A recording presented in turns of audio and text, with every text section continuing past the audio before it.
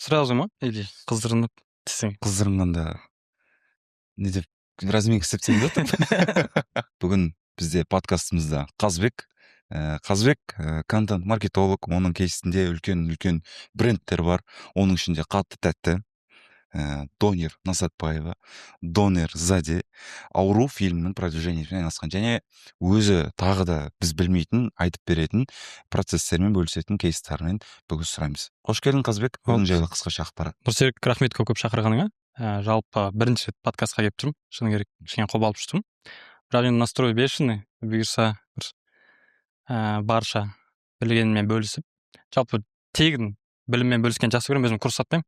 Сатпайсың ба? Вообще сатпаймын. Сатпайды. Мен андай бір напрягаться етемін, біреу ақша төлесе, сосын бере алмай тұрасың ғой. Білім беруге тегін болса, прям от души ұрамын да. Сол бүгін бар мақсатым пайдалы болу. Күшті. Сол жүріп өткен опытыммен бөлісу. Біреуге болса да пайдасы тисе қуанышты боламын. Өзім Қазбекпін, 2002 жылғымын. 2020-да мобилографияны оқығам Қыраннан. Бастап 2 жылдай мобил групп болдым. Тегін істеп, опыт жинап, кегіз группқа стажировка өтіп көрейін дедім. Собеседованиеға барсам, 100 адам жүрді. Шок болдым да. Сосын, әйтеуір опыт үшін көрейік әйтеуір. Мен бірақ 100% уверен болдым, мен өтпеймін депші. 100 мобил группты көремін, вообще мандраж боламын. Сосын айтады, стажировка 1 ай тегін болады дейді. Кімге ұнамайды шығып кетсеңіздер болады дейді да. 60% шығып кетеді. Менде ол кезде маман машинасы болады да өзімде. Мен таксовать етемін бос уақытта. Мен соған надеяться еттім. Жаңағы 1 ай стажировка. Ақша болады. Кешке таксовать етіп күн көрем деп. Стажировка өтіп көрдім. Еще олардың видеосын қарасам, жаңағы ЖК Зонерхау салым болып, ол кезде дүркіреп тұрған ғой. Контенттердің уровені жақсы болды, кино болды да. Мен ол кезде слабый мобил групп болдым вообще. И в итоге өтпеймін деп ойладым. Повезло, өтіп кеттім. Ақырындап маркетингті үйретті. SMM контент үйретті. Сол жерде мен ең бірінші рет жаңағы просмотр жинау, реф тауып, соны қайталау, сондай бір шетелдік донер мысалға атқан видеоны адаптировать етіп, түсіріп қайталау деген нәрселерді сол жерде ең бірінші үйрендім. Маркетингтегі білім сол жерде қалады. Получается, компания и жұмыс беріп қана білімді де. Вообще. Ол жерде маркетолог Расул болды. Расул бастапқыда үйретіп бәрін. Сөйтіп 1 жыл істедім. 1 жыл ЖК Зонерхаустың маркетолог болдым. В итоге кеттім. Күшті жұмыс болды. Асхат Абу Мұхаммедпен бірге істедік. Умраға жолдама берді. Бірге бардық. Күшті опыт жинадым. Сосын 1 жылдан кейін жұмыстан шығарып жіберді. Өзі шығып кетті. Жоқ, енді менде опыт жоқ қой, маркетолог. Бірақ 1 жыл әйтеуір бүйтіп арзан болса да жұмыс істеп, пахать етіп. Как начинающий мобилограф ретінде ірі компанияға штатқа тұру, ол негізі үлкен жетістік.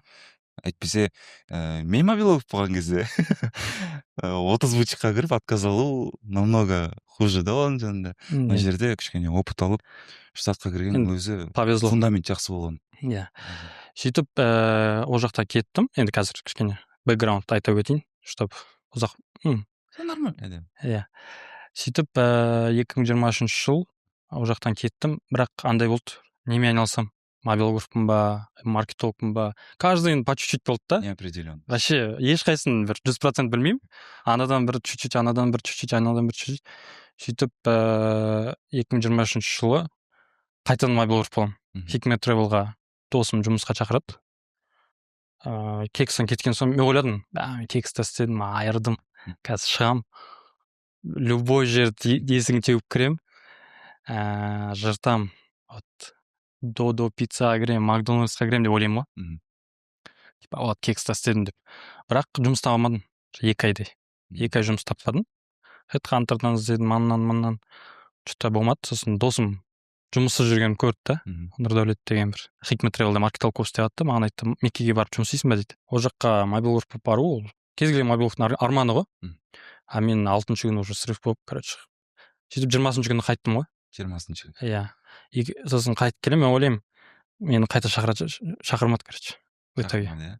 в итоге короче келген соң жұмыстан шығарып жіберді ғой. И сол проект аяқталды. Аяқталды.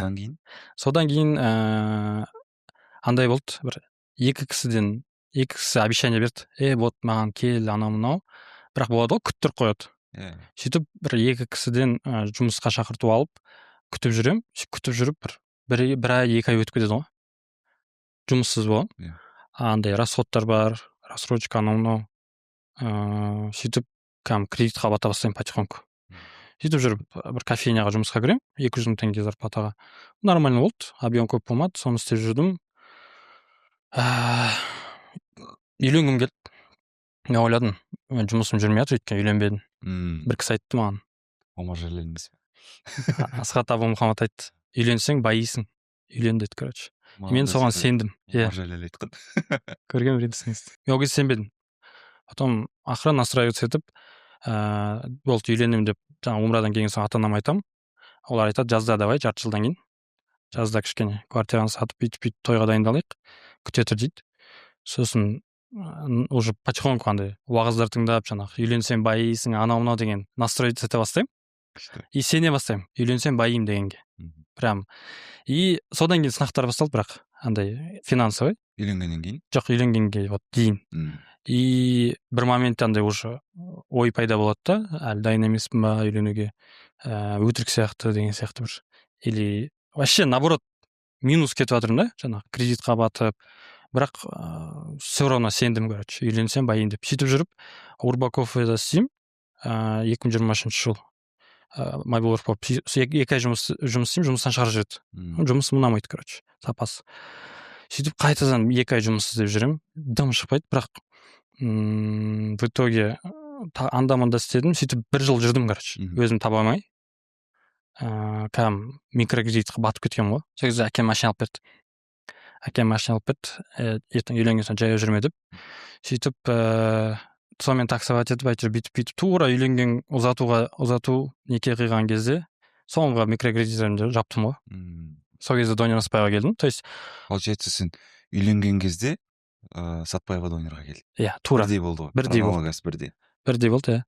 Получается, үйленгенде байисың деген рас па екен? Рас. Рас па екен? Рас, иә. Айтып жіберсең. Үйленген соң бір береке болады. Соған ана 1 жыл бойы болған сынақ дайындатты да өмір. Жинады ғой. Иә, жинады. Сөйтіп ровно вот некем қиылды. Сол кезде Донер Аспаева келді. 2 проект істедім. 600 мың, 700 мың тауып отырдым. 800 мың. Донер Сатпаеваға толығырақ кіріп кетсек енді, ол проектке қандай условиямен кірдің енді? Қанша уақытқа созылды и байқаған бойынша сен тек қана сол 1-2 проектпен ғана айналысасың.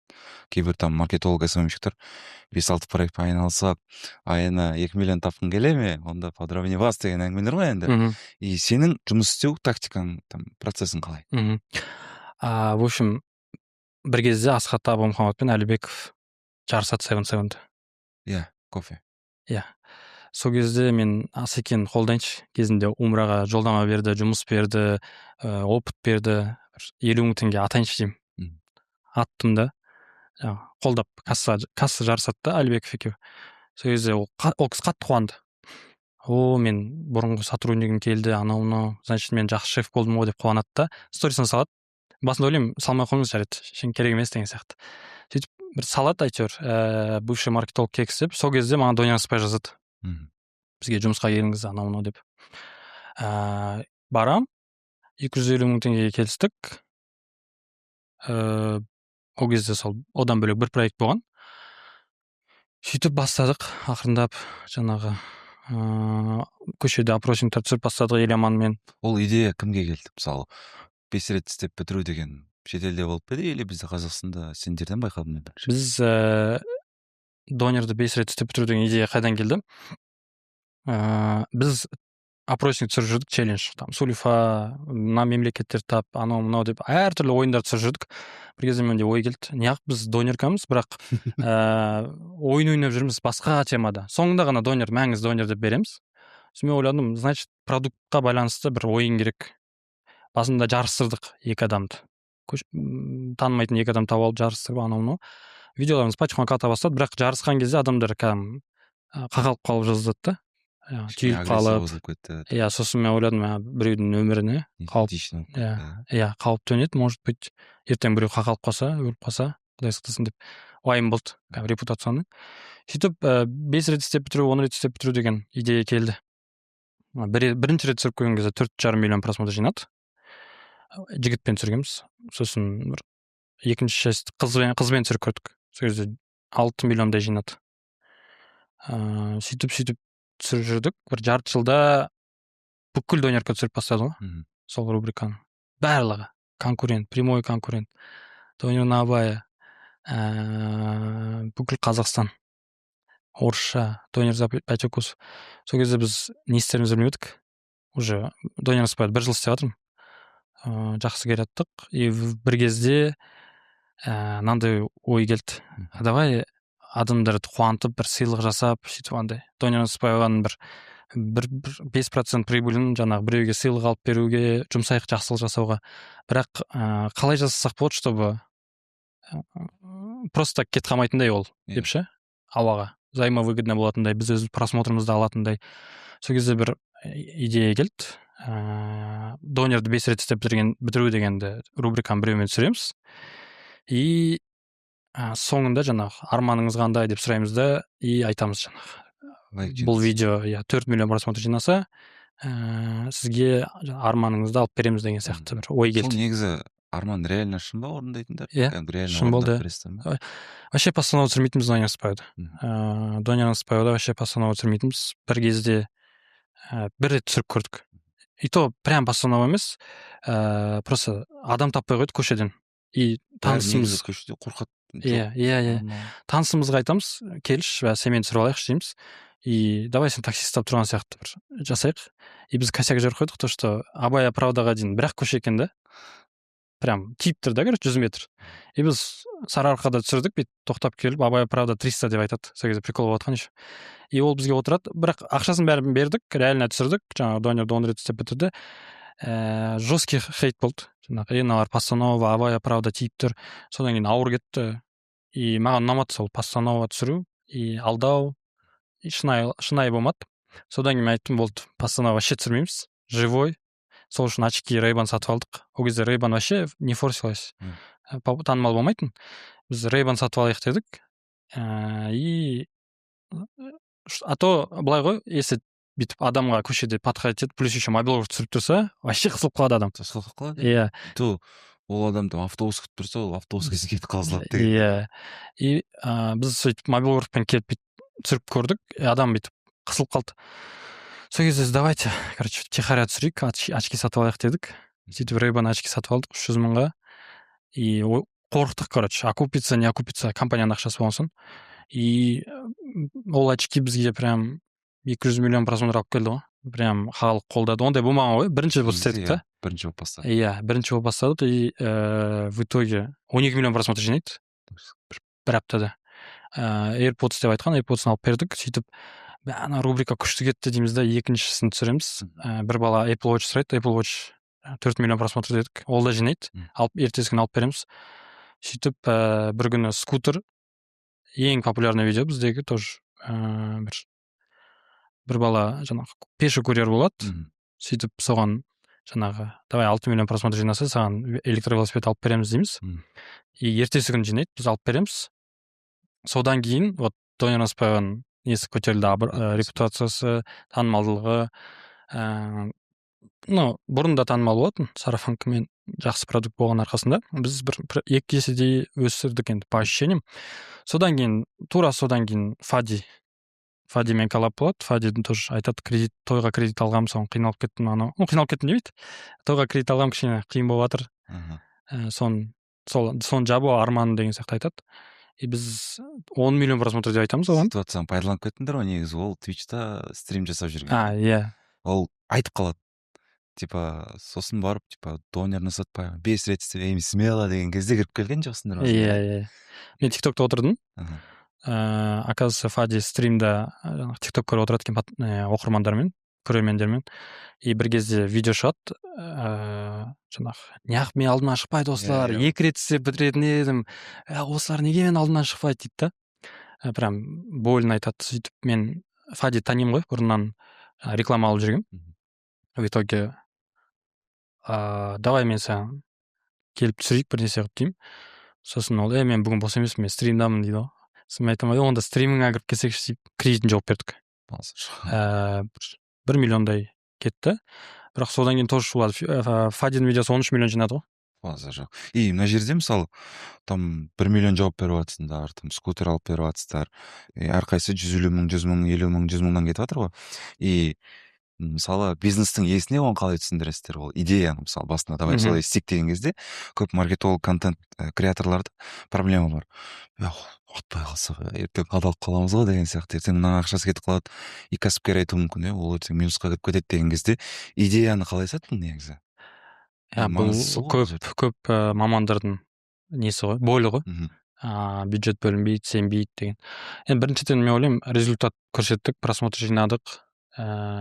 Потихоньку бюджет өсе бастады. Басында 10 мың теңге болды, сосын $100 болды, сөйтіп жаңағы подаркалар болды. Енді результат көрсетсең, уже доверие болады да. Екіншіден біздің сол Донерспайда Еламан өзі айтып жүрді, давай біреуге бір нәрсе алып берейік, жақсылық істейік. Вот не только видео үшін, от душинан жақсылық істейік. Құдайдан қайтады. Құдай бізге беріп жатыр. Бұрын Донерспайда даже онлайн көп маркетинг істемеген кездің өзінде де адам үзілмейтін, шүкірлік ретінде давай таратайық деген сияқты, жақсылық істейік деген сияқты, студенттерге жаңағы ақша берейік деген сияқты ол кісілерде идеология болды. Сөйтіп ол жақта 1 жылдай жасадың ба? 2 жыл жұмыс істедім. 2 жыл жұмыс жасадың бір жерде, бір орында, иә? Тек қана бір проектпен. Арасында қатты тәттіні істедім. Арасында қатты тәтті. Иә. Күшті. И мынандай сұрақ. 2 жыл бойы бір жерден шықпай жұмыс істеу үшін қандай мотивация болу керек?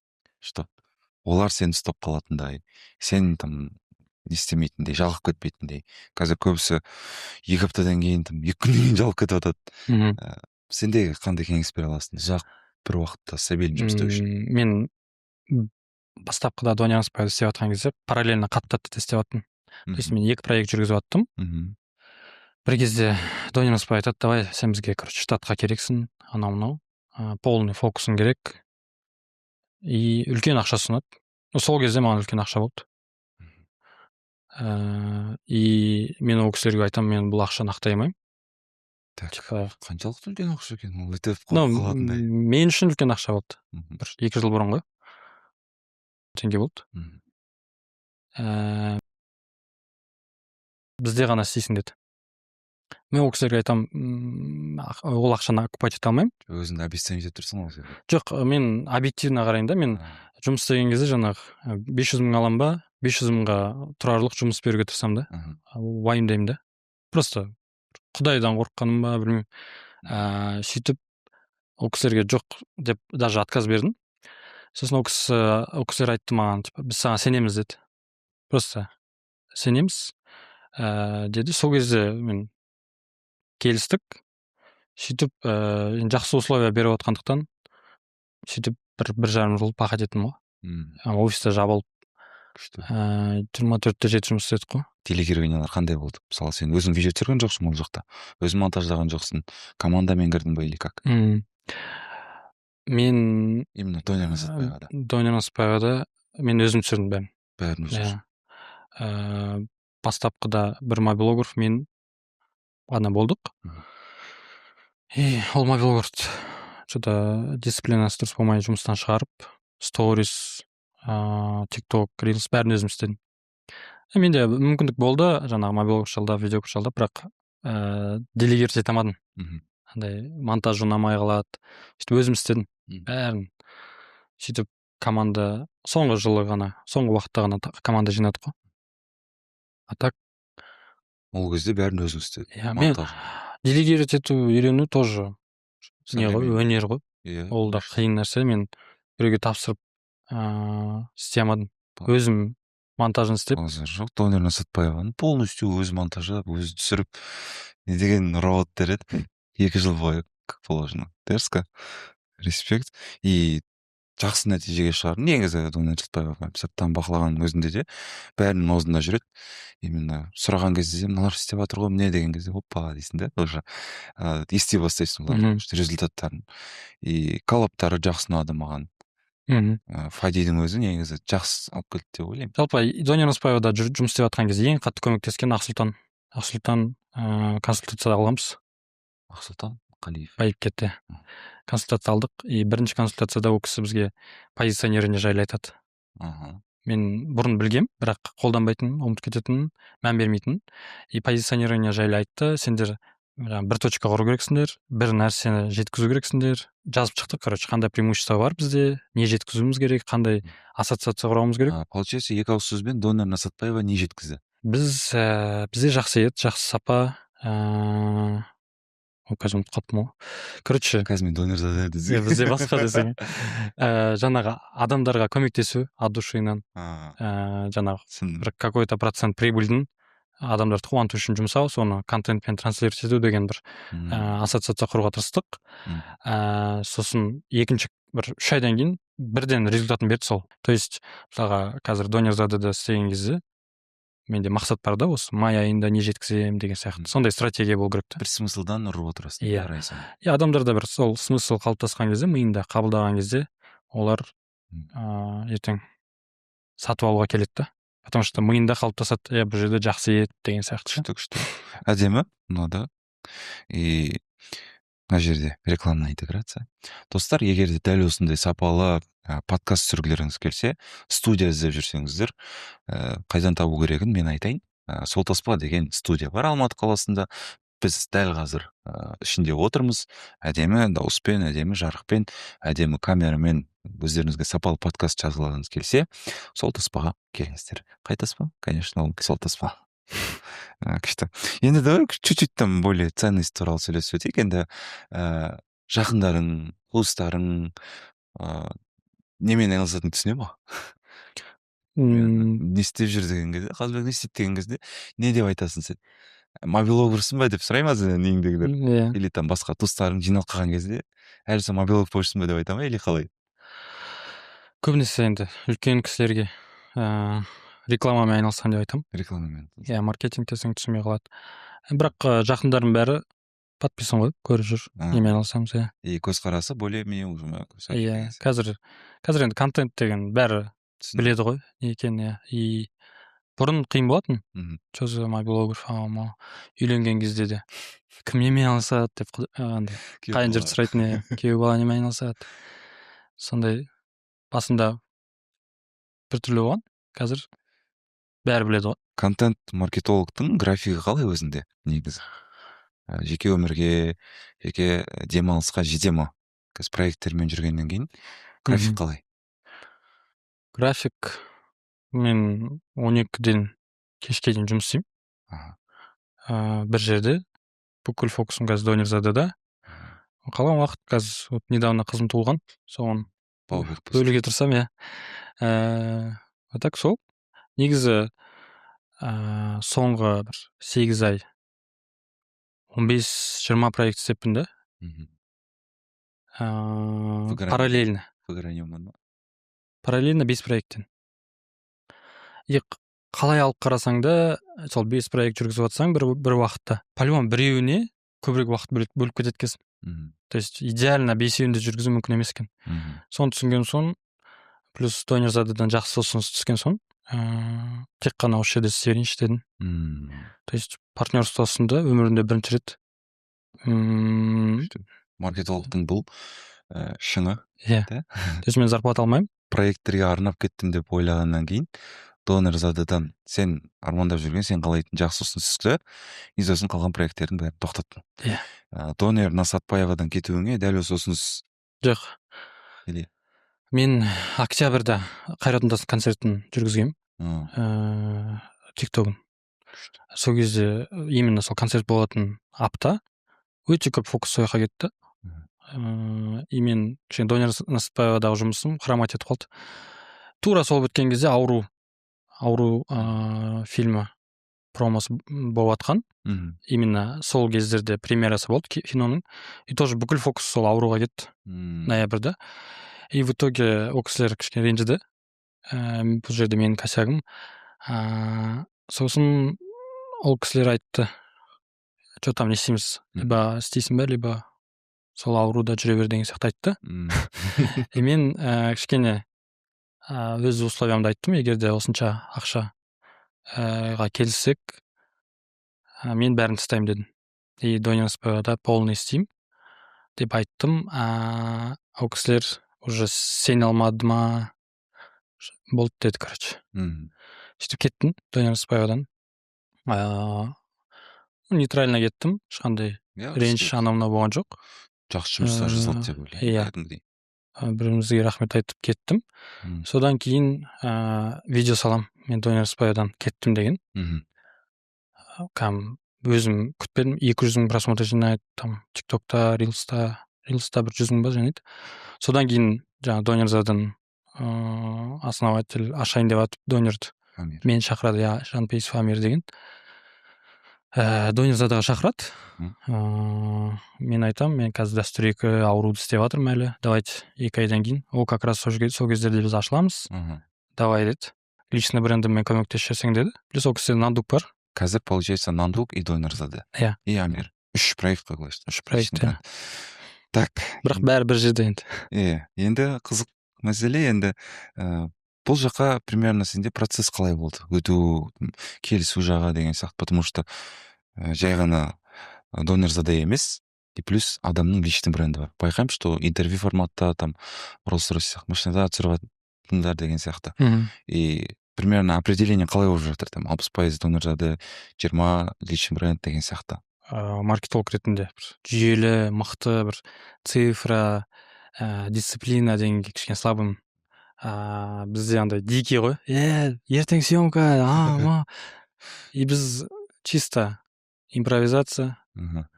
Енді үйреніп жатырмыз тиянақтылықты. В основной фокус донерзада. В основном енді үйреніп жатырмыз деп те айтуға келмейді негізі. Потому что жасап жатқан тірліктеріңнің өзі топовый маркетологтардан да асып өтеді деп айта алар едім.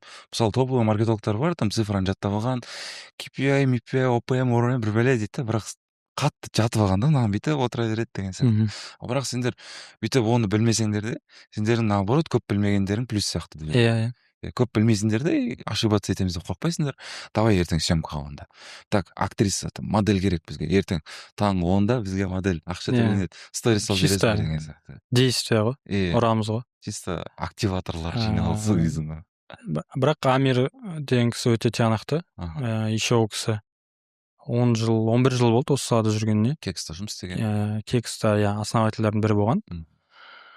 Ол кісі осы медиа саласында, енді ол кісілер бастаған ғой сол Кекста, Ефрейм, Жекс, сол Ефрейм Бургер істеген.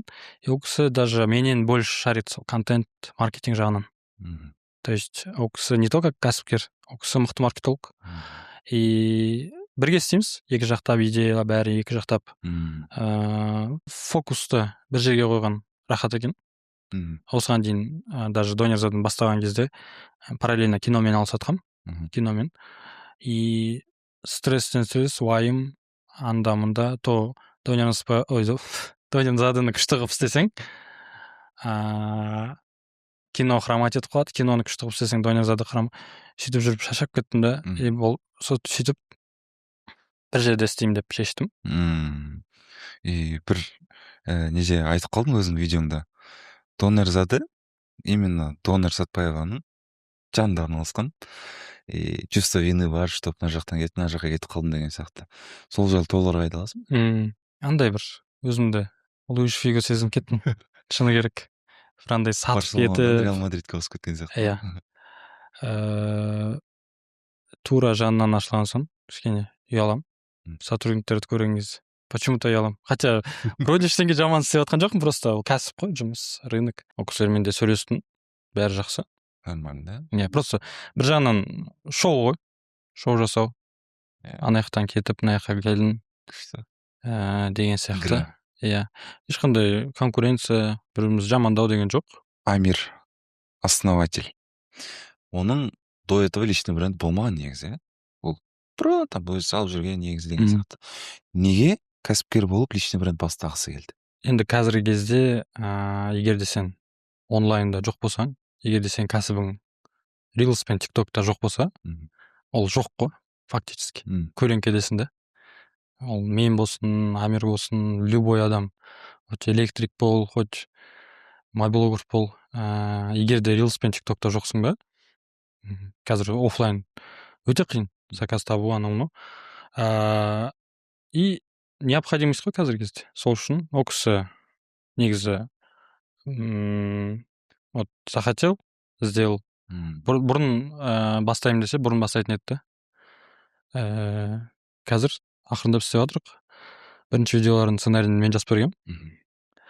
Ол кісінің сол идеясы болған, и мен оны кішкене бүйтіп қызығырақ қылып, хук қосып. И мына моментте ол кісі, мысалы, любой кәсіпкердің өзінің видениесі бар ғой. Типа былай істеймін деген кезде, проектке енді кіріп жатқан кезде сенде андай бір қорқыныш болып қала ма? Былай хочет, ё-моё, это же сложновато деген сияқты ше. Сондай бір қорқыныштар бола ма? Или сен смело деген сияқты оның идеясын алып, өзіңдікін қосып, бірдеңе шығарып жібересің ба?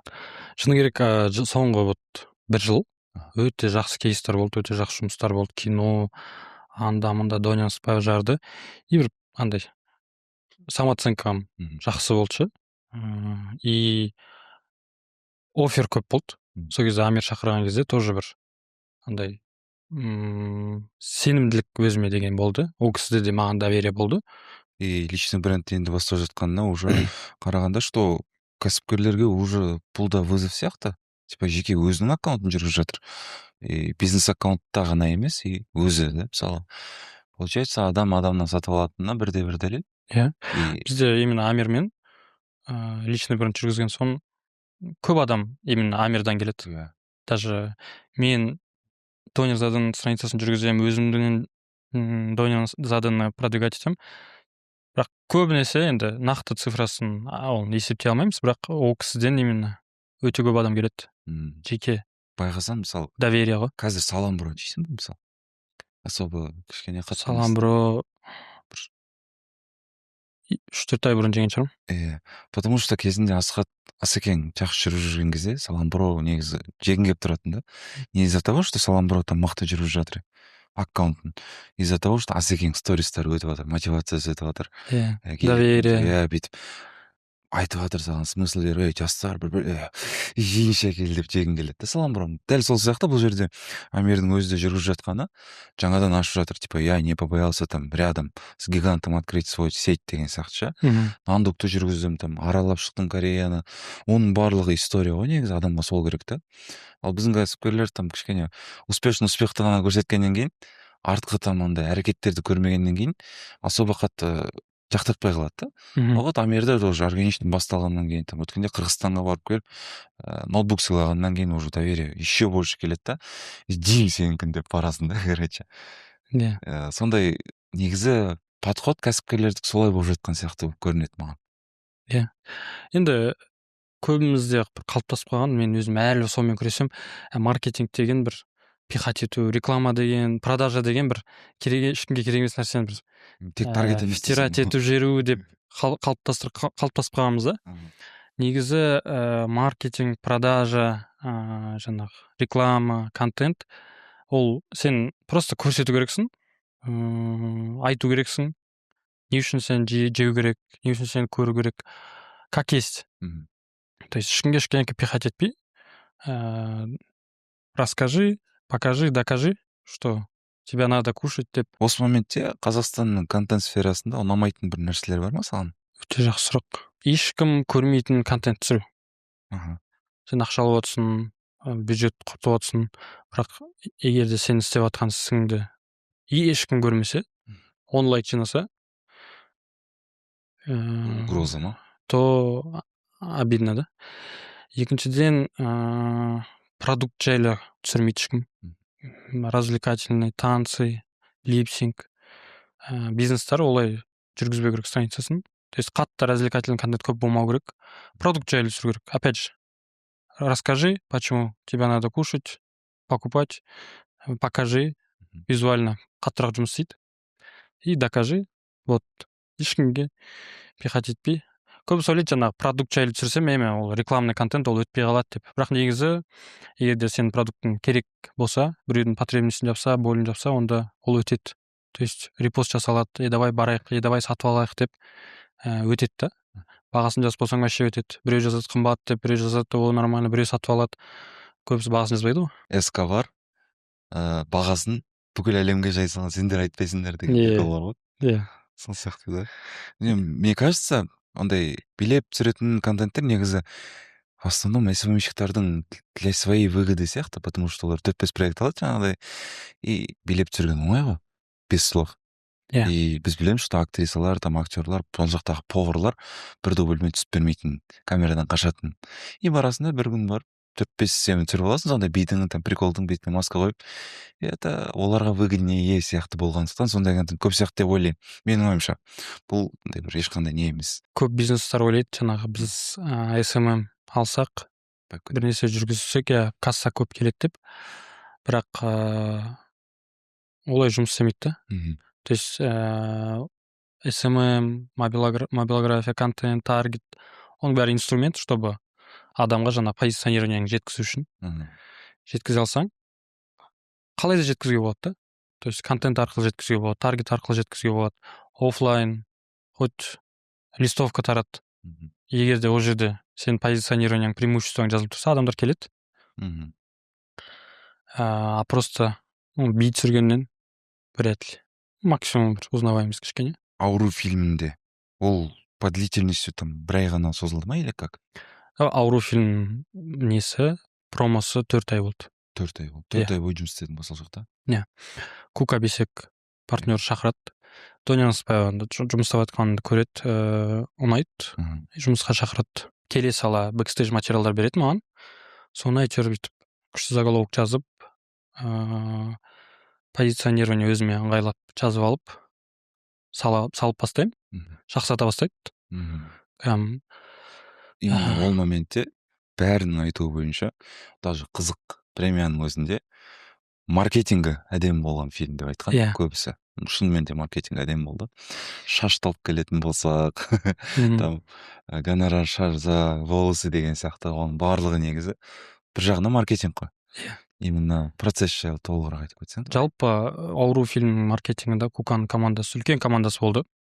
Енді ол кісі дәстүрінде маркетинг күшті істеді ғой. Одан бөлек продюсер болды, Олжас деген Байқоңыр.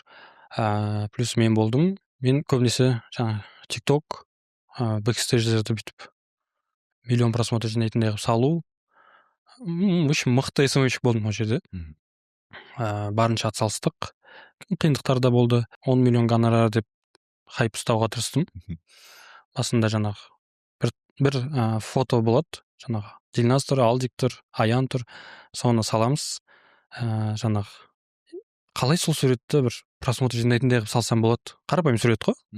Съемка біткен соң. Қалай әдемі просмотр жинайтындай қылып салсам болады деп ойланам. Сосын бір реф іздеп көрейінші, звук іздеп көрейінші деп қарап отырсам, жаңағы примерно дедім ғой деген тренд болды ғой. Сол кезде қатты болып жатқан. И мен жаңа текстпен жазып қоямын. Шашымды алмаймын деп едіңдер ғой. Алдик айтады. Примерно дедік қой деп. Как будто кинода шашын аяқ асты алып тастаған сияқты. Импровизациямен. Бірақ ол бәрі келісілген негізі. Анау сурет қарапайым 1,5 миллион просмотр жинайды да. Жоқтан бар жасап тұрсың ғой. Сөйтіп 2 фото просто и текст. Иә. Сөйтіп мен всегда любой жұмыста жаңағы бір нәрсе атса, соны ары қарай алып кетуге тырысамын. Бір рет атқан выхлоп көп бермейді. Егер де соны ары қарай до конца қуалап выжимать ету керек. Иә, выжимать етсең күшті шығады да. Сөйтіп бір бэкстейдждерден не салсам болады деп қарап отырдым. Тағы көп видео салдым сол тақырбас темасына. И бір күні мен комментарияларды оқып зерттеймін көп. Любой проектте жаңағы комментарияны адамдар искренне жазады ғой. Қазақтар еще күшті жазады ғой. TikToktағы комментариялар ол кәдімгі тредс қой бөлек. Комментарияларды қарап отырсам, ең көп келген комментарий гонорар қанша болды екен дейді да. Сосын бір кезде Еламан екеуміз отырамыз Тоня Аспаева.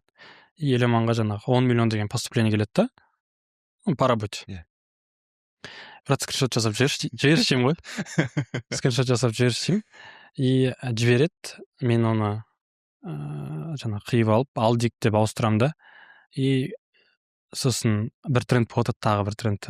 Қыздар нужан деп тапқан ақшаны мен еңбектеніп табамын деп қыздар салып бастады. Или наоборот, жаңағы қыздар еңбектеніп табатын ақшаны мен нужан деп табамын деп. Сол қатты тренд болады. И мен тұрамын да, қыздар нужан деп табатын ақшаны мен киноға түсіп шашымды алып табамын деп салып қойдым суретті. И астына жаңағы скриншот 10 миллион алдик Жаппархан деп жазып қойдым. И анау инфоповод болады кәдімгідей. Кукадан күніне 10 адам сұрайды екен, сендер төледіңдер ма не деп, андай кәдімгі шулатты пабликтарға, анда-мында. Бірақ негізі енді мен айта аламын, бұл охват жағынан жақсы маркетинг, бірақ дұрыс емес. Именно қате информация, дезинформация. И бұл андай да, скандальный маркетинг қой, хайп. Қазір мен енді ондай нәрсемен айналыспауға тырысамын. Стильно, әдемі, жақсы істеуге тырысамын. Ол кезде енді опыт болмағандықтан қателік болды деп айта аламын. Бірақ на узнаваемость, жаңағы сен на хайп білмеген нәрсе саған плюс болып келді. То есть біз Gorillaz 29 миллион деп пабликқа салдық. Бір өзіміздің фейк аккаунт болды. Сол жерге ассистентім екеуміз жаңағы көбісі сұрай бастады, Gorillaz қаншаға сатып алды екен, саундтрек қылып. И сол кезде біз тұрдық та, давай 27 миллион деп салып жіберейік дейміз. Бірақ официально заявление жасамадық та, біз фейктан салдық, как будто бір инсайдер сияқты. Сөйтіп ол Reels, ол TikTok 2 миллион жинайды. И біздің астында жатқан TikTok, Gorillaz туралы TikToктарымыз ата бастайды ғой. И мен сол кезде тұрамын да, күн 5 TikToктан салам Gorillaz туралы. Gorillaz сатып алды. Бірақ енді официальный аккаунтта сумма жазбаймын. Сөйтіп тоже одан да хайп ұстадық. Потом Мона мен Азат шиперинг жасадық. Сосын 10 миллионды до конца сықтық. По узнаваемости, по охватам жақсы болды. Бірақ енді мен, может, қателігім бұл. Ауру фильмнің енді қазіргі кезде не бәріне репутациясы жақсы емес негізі. Ауру фильмдер. Қай жағын? Енді мысалға Threads'тен байқасам, из-за того, что біз сондай хайп, анау-мынау істедік, возможно, андай, молодцы деп қабылдаған жоқ.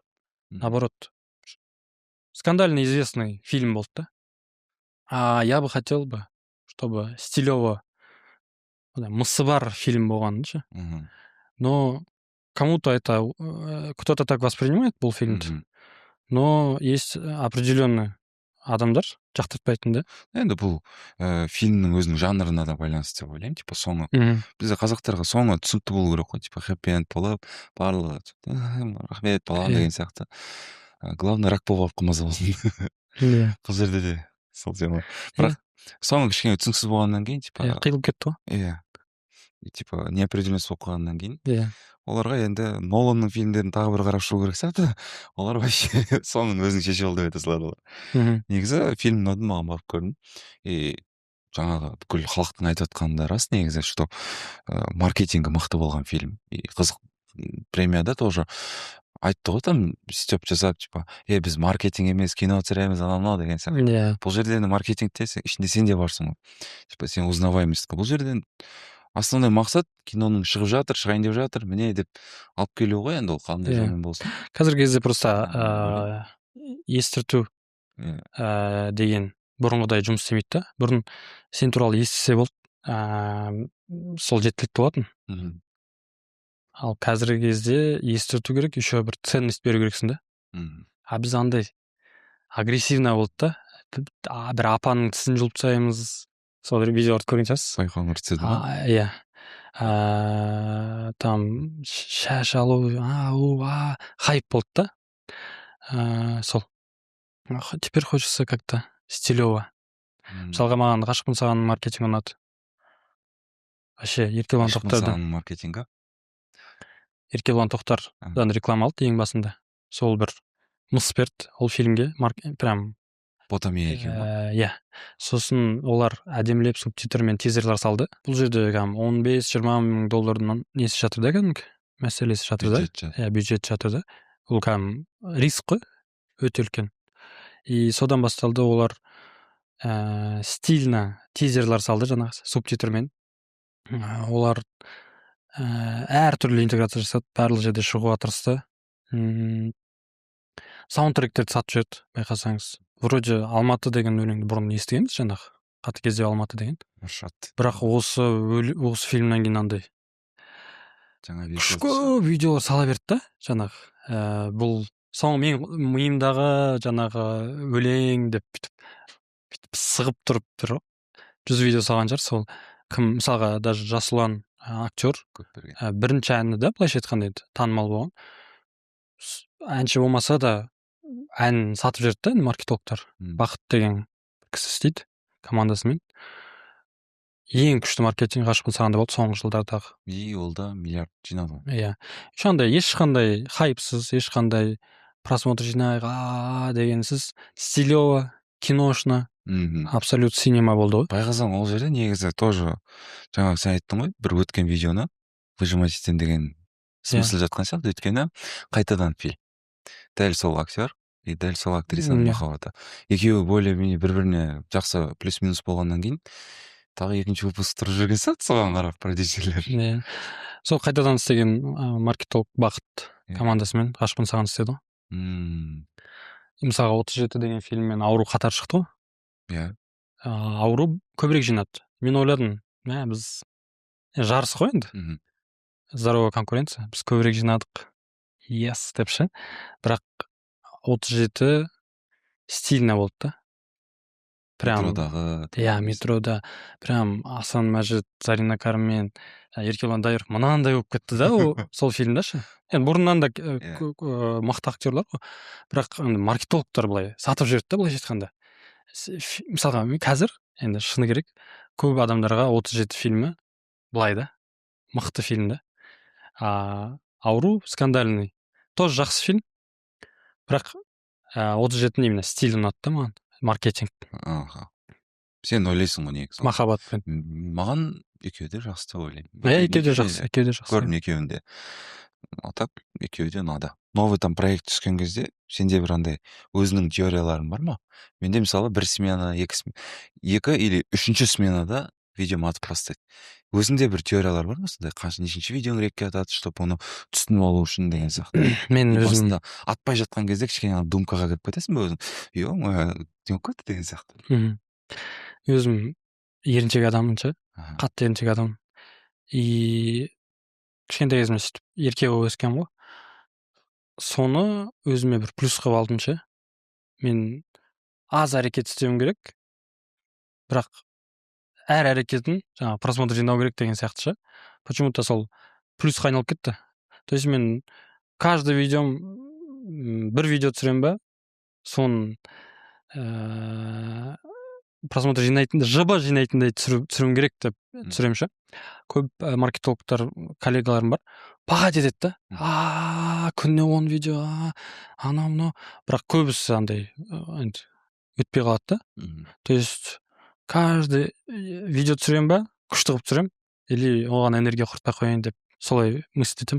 Күшті болғанда ол қалай, мысалы, по качеству или сценарийға көбірек? Сценарий, виральность. То есть мен любой идея келе ма, қалай ол жаңағы аурудағы сурет сияқты, қалай оны виральный болатындай салсам болады деп қараймын.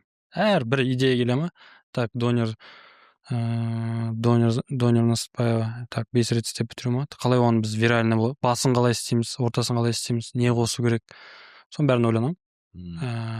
То есть бір идея бар, бір материал бар, бір сценарий бар, қалай виральный қылып істесек болады деп басымда ұртам. И оған рефтерді, там идеялар негізі қайдан келеді негізі өзіңе? Шетелден іздейсің ба, может, или бір өзіңнің сайттарың бар ма іздейтін, бар ма деген сияқты. Түсіме аян болып келеді. Түсіме аян болып келеді. Я сөйтіп жинаймын, кстати. То есть аяқ асты келеді. Сөйтіп заметкаға жазып жүремін да. Съемка болардың бір-екі күн бұрын, соларды ашып, битик осыны түсірейік деймін. Жалпы мен с нуля бірнәрсе құрастырмаймын ше. Мен сол бизнеста, сол немесе личный брендте сол адамның қандай іспен айналысады өмірде, соны транслировать етуге тырысамын. То есть про продукт жаңағы преимуществолар жазып шығамын, соны жеткізуге тырысамын ғой. Любой проектке кірген кезде позиционирование жазып аламын өзім үшін. Не жеткізуім керек, қандай преимущество бар, не туралы айтуым керек, нені көрсетуіміз керек, соның бәрін жазып шығамын да содан контент жасауға тырысамын. Соның нәтижесінде Донерзадеде мысалы аптасына қанша съемка жасайсың, енді мысалы біреулерге қызық болуы мүмкін ғой. В основном бізді аудитория қазір съемкаға там контентке қатысы бар адамдар көреді, кәсіпкерлерге чем қарағанда. И мысалы көбісіне қызық, блин, так аптасына қанша күн арнайды ол проектке, там съемка қалай болады, мысалы видеограф келді, тызы қалай беріледі деген сияқты. Қысқаша айта аласың ба қазір Донерзадеге қатысты? Біз Донерзадеда да, Донер Ныспаевада да андай болатын. Бір съемкада бір видео түсірсек те жақсы видео шығу керек. То есть бізде мақсат жоқ, жаңағы 5 видео түсіру, 10 видео түсіру. Кейде болады, жаңағы давай сменаға шықтық қой, минимум 5 видео құруымыз керек деген Амир айтады или коллегалар айтады, бірақ менде ондай мақсат жоқ. Лучше бір видео, жақсы видео, чем 5 для галочки ғой. В общем, мен де соны құптаймын. Иә, импровизация. Опять же, дикий маркетинг қой бізде. Дикий жұмыс та андай. Аяқ асты, ертең кеттік, бүгін түсірейік, қазір түсірейік, сондай. Сенде андай чуйка бола ма, чтобы түсіріп жатқан видеоң мынау атады, я. Болады, мынау атпайтын сияқты, давай істей салайық деген сияқты болмай ма? Болады, как только вот съемка кезінде түсінемін, вообще поражник болып жатқан. Сразу желание кетіп қалады, тоқтата саламын. Бәрін нөлден бастағанда, типа қазір 2021 жыл, типа 2020 нөлден бастадың. Алғашқы бір айында не істер едің сен? Мысалға, мен бұрын CS ойнайтын көп, киберспортсмен боламын деп ойлайтын. 16-15 жасымда ш. Молодой. Иә. Мен ойлайтын, маған бір кісі айтты да, сен бір іске жаңа 10 000 сағат бөлсең, сен профессионал боласың, киберспортсмен боласың деп айтты да. И 10 000 сағат CS ойнадың. И мен көп ойнайтын. Күніне 10 сағат ойнайтын, чтобы вот профессионал болу үшін, киберспортсмен болу үшін. И ол қағида қалып қалды. Мен 18 жасымда бірақ тастап кеттім. Жаңа карантин болды, анау. И сенім болған жоқ жаңағы киберспортсмен болу. Шанс 1 на миллиард қой. Бірақ сол қағида маған көп көмектесті өмірде. Жаңағы 10 000 сағат бөлу бір іске, чтобы профессионал болу үшін. И мен жаңағы бастапқыда да ақша таппасам да, мобилографиямен айналысқан кезде көп сағат бөлуге тырысатын. Күніне 10 сағат бөлсем де, әйтеуір көп сағат жинап профессионал болсам, жақсы ақша табамын деген бір оймен 3-4 жыл жұмыс істедім ғой. Сөйтіп, ең бастысы опыт қой. Опыт жиналса, сағат жиналса сол. Қанша сағат бөлеміз күніне, соған байланысты тезірек профессионал боламын да. Сөйтетін едім. Әдемі. 10 000 сағатпен айналысар еді. Қазір кәсіпкерлер көп негізі, продажасы төмен. Соцсетьке әлі кіре алмай жатқан, там кірсе де нәтиже ұнамайды, короче. Продажасы төмен кәсіпкерлерге қандай бір кеңес айтар еді? Насмотренность ең маңызды, иә. Көп көру керек. Көре көсем боласың дегендей. Көп зерттеп, басқалар не түсіріп жатыр. Жалпы TikTokта не өтіп жатыр. Мен өзім сол даже TikTokта отырған кезде де мен оны жұмысқа арналған сағат деп есептеймін да. Мысалы, көп отырамын да мен TikTokта. Қанша сағат отырасың мысалы? Күніне бір 8 сағат отыруым мүмкін да мысалы. TikTokта. Иә. Таңертеңнен кешке дейін жұмыс істеп қараймын да. Ну, енді максимум 8 сағат. И жаңағы идея болса өзіме түртіп аламын. Мына видео не үшін атып жатыр деп комментарияларын оқып, сөйтіп зерттеймін, заголовогын зерттеймін. И насмотренность ең маңызды нәрсе ғой. Гэллоп тапсырып көргенсіз ба? Жоқ. Тапсырмадың, ақша қимай жүрмін десең. Андай откладывать етіп. Топ-5-те не тұрған білгің келген ғой. По-любому сізде бірінші орын генератор идея сияқты. Да. Скоро тапсырамын. Онда бірінші орын генератор идея деп мен ставка беремін деп. Контент негізі қазір будущее ма или уақытша тренд па сенің ойыңша? Енді өше ма по-любому? Адамдар байқасаңыз күннен көбірек контент потреблять етеді, трейд істеп отырады. Как минимум любой адам қазіргі кезде жатарда бір сағат трейд оқып, TikTok оқып, не болып жатыр деп информация потреблять етеді да күніне. и ол сағаттар көбейіп жатыр. Даже если там TikTok жабылып қалса да, Threads жабылып қалса да, новый бір контент жасай алатын жер шығады да, хоть газет болсын қайтадан. И ол бәрі контент қой, новый ақпарат адамдарға дофамин сыйлайды. И по-любому болашақ. Просмотр или ақша? Өзім екі сол нем бар, преимуществом бар. Просмотр жинайтындай контент істеу. И сол контентте, сол просмотрда продукт жайлы жаңағы не үшін сатып алу керек, осы услуганы, не үшін бұл киноға бару керек деген жеткізе аламын ша. Позиционированияны жеткізем. И осы екеуі қатар жүрсе, яғни просмотр плюс продукт жайлы позиционирование жүрсе, неғұрлым көбірек адам көрсе, и неғұрлым көбірек видео, көбірек контент атса, соғұрлым продажа жақсы болады. Просмотр или качество? Качество видео. Блиц опрос па? Просмотр. Просмотр. Потому что кейде Samsungқа түсірген видеоларды атады ғой. То есть бірақ қазір как будто камераға түсірілген контент уж потихоньку обратно көтеріліп жатыр ше, сапалы контент. Ну, кому как, примерно көрініп жатқан кезде. Нандуктағы бүкіл нелерді, тиктоктағы хит болып жатқан звуктарды, лицоларды бәрін жинау қаншалықты қиын болды негізі. Олардың уақыты, там тұрған жері бар, жолы бар еще, оның барлығын төлеп бердіңіздер ме? Мысалға біз соңғы сондай сборка мемов январьда түсірдік та, одан кейін әлі түсірмедік ше. Түсірейік десек, мем жоқ. Мем жетпеді ма? Біреу атады да өшіп қалады. Бұл еще өте энергозатратно. И андай задача бар да, типа, каждый келет, помимо сол основной видеодан бөлек, каждый мен максимально көбірек видео шығару керек. Соның сценарийін жазу қиын. Жалпы бұл өте энергозатратно. Бірақ бұл Нандуктың бір стилі болып кетті да. Бұрыннан байқаймын. Бұл 2024 жылы Амир, Куканың командасы бәрі жабылып істеген ғой. Любой контент, любой парақшада, бизнес болсын, личный бренд болсын, стиль болу керек өзіндік. Өзгешелік болу керек. Біреуде мысалға Нандукта сборка мемов, мультивселенная, анау-мынау бұрыннан бері келатқан стиль ғой. Мысалға соңғы видеомыз неге бір атты 2 миллионға, 1 миллионға рилста. Потому что ол бұрыннан келатқан стиль ғой Нандуктың. Мысалға Исламбек Шариповта қазір жақсы стиль өзіндік. Байқасаңыз 100 мың лайкпен. Жаңағы жоқ, именно видеоның сапасы. Именно ол кісіде қара сондай покраска, и бір арасында 4-3 форматты видеолар салады. Стилі бар. Мысалы Байыпкеттің контентінде, Ақсұлтанның контентінде бір сарылау, сондай бір оранжевый бір стилі бар. Текст, субтитр, качество, жаңа камера. И әр бизнесте, әр парақшада стиль болу керек. Ол өте қиын оны істеу. Мен мысалға Донязадада бүйтіп қазір находим, Амирға да стиль табуға тырысып жатырмыз.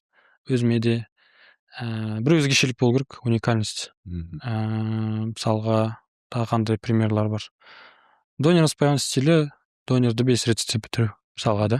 Типа ол анау донерді қайсыған 5 рет істеп не қылатын ба деп. Халықтың азында жүретін сөз ғой. И стиль деген ол типа қатты ол монтажға да байланысты емес та негізі. Мысалы Байыпкетте сақал. Акстың сақалы деген сияқты. Ол жабыстырылады. Негізі қымбат сақал ол. Мен іздеп көргенмін. И сол сияқты мысалы біреу бүкіл видеоларында бір апероль ішіп отырады андай. Апельсиновый сок деген сияқты. Бүкіл видеосында соны алып ішеді деген сияқты. Может. Бір тәте бар. Сейчас я покажу всех оптовиков деп артымен жүріп келе жатады. Там бүкіл барахолканың ішінде. И онда видеолары да матып атады. И бір кісі Huawei-мен түсіреді. Мысалы Астанада бір лагман бар, короче. Анау Huawei-мен или Xiaomi-мен түсіреді. Динамигі нашарда анау телефонның ше. Анау күлген кезде күлкісі Джокер сияқты шығады. Деген сияқты жаңғырық болып. И көрген мен просто для прикола. Давай, чубар лагман дейді. Астанада іздеп көрген. Все приходим, жігіттер, уа-ха-ха деп күледі тупо ше. Отзывтарын қараймын. Неше түрлі мықты отзыв. Сочный, мощный лагман. Анау брат, спасибо дейді. Мен ойлаймын, сонда просто адам болып жүре берсең, өзі контент деген ғой деп ше. Құдай біз жаратқан кезде әр қайсымыз әр түрлі қылып жаратты ғой. Түрімізді, даже отпечаток болсын, қанша тарихта 100 миллиард адам болса, бәрінікі әр түрлі ғой. И сонысымен біз сол уникальностьмен әр адам өзгеше ғой. Мм. Сол сияқты контентте де әр парақша, әр адам контенті, әр бизнес контенті сол өзгешелігімен қызық қой. Бүгін енді подкастымыз более андай сенің кейстарыңа, опыттарыңа негізделген. Қазір жасап жатқан жұмыстардың өзі бір төбе деп айтар едім. Кәдімгідей мойындаймын. Алда енді сәттілік тілеймін донерзадамен дальше. Тем более қазір уже процентке жұмыс істеп жатсың. Как кәсіпкер деп айтуға келеді сені. Маркетологтан кәсіпкерге өткен это круто дер едім. Рахмет. Что сәттілік. Все. Болашақта тағы кездесіп жатамыз. Бұйырса. Все, кездесіп тұрайық. Тағы да бір жаңалықтармен шақыруды бұйырсын. Амин.